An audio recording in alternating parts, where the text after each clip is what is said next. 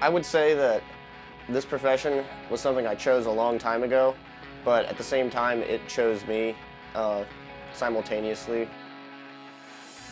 It's something that I never really thought I would be doing, and that's why I say that it kind of chose me. But at the same time, I was always working towards it and was hopeful that my dream would come to fruition. My granddad used to drag race in the 50s, and my dad did when he was a teen. And I was born in Glendora, California, where NHRA is their headquarters. My family didn't make me drag race or do anything. They left the option open, and it just something naturally clicked that I liked it. 23-year-old Blake Alexander makes his funny car debut, runs a 4:18, 267 miles an hour.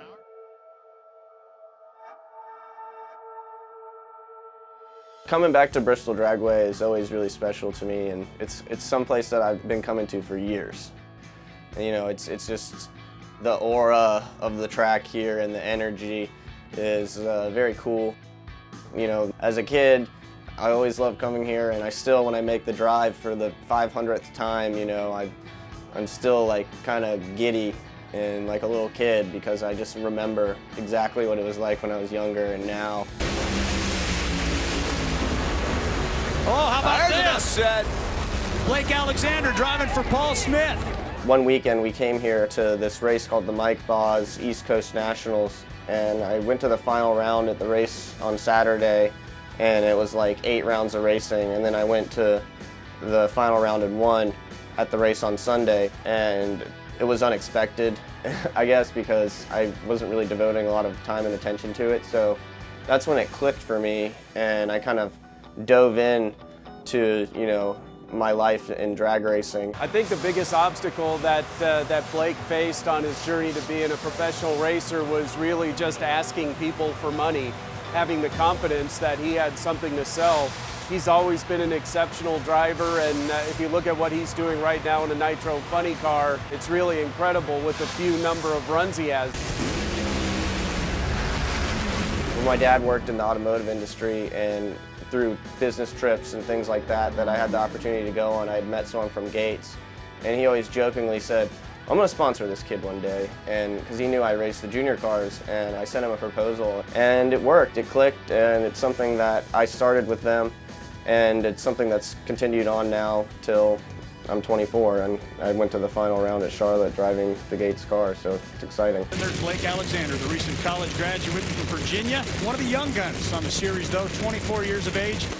When you look at Blake Alexander there going down the racetrack with that 420. You know, we run part of the races, and you got to run full time to, you know, really do good. And the more Blake drives, the better he gets. But he's a good driver. You're only as good as what's under you, and we're trying some new parts and new stuff this year.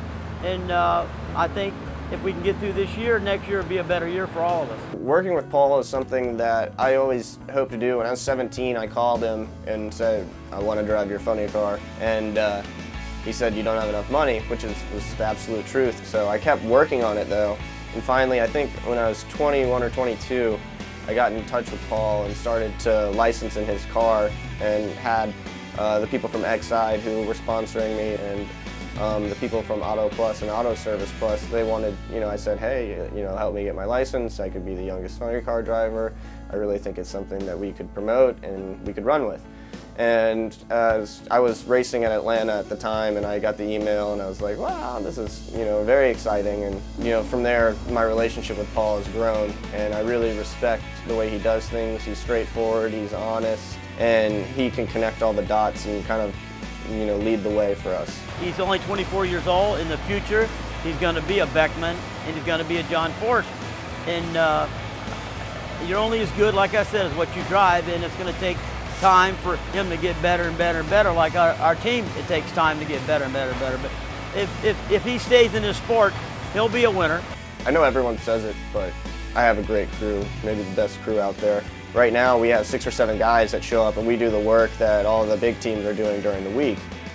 You know, they all have jobs away from the races, and I just respect, you know, the Monday grind after the Sunday grind. Those are tough days, and, you know, I think everyone does a great job during the week and on the weekends to do good work in everything they do.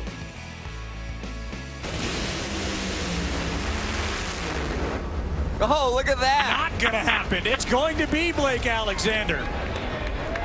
How about that?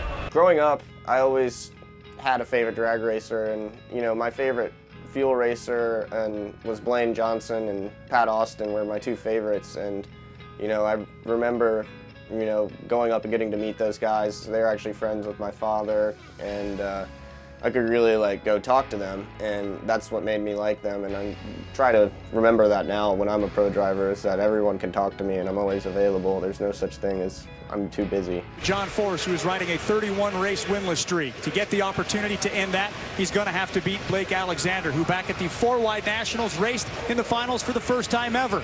I don't really get amped up to compete against anyone. I like John Force, obviously. It's cool pulling up against him because he's a legend, you know, he's just someone that I never thought I'd race against in my life. But I don't really change my attitude or anything when I race anyone. I really pride myself on being really calm when I'm in a race car. Youth versus experience, just 40 years and a few wins, a few championships separated the two today in Bristol.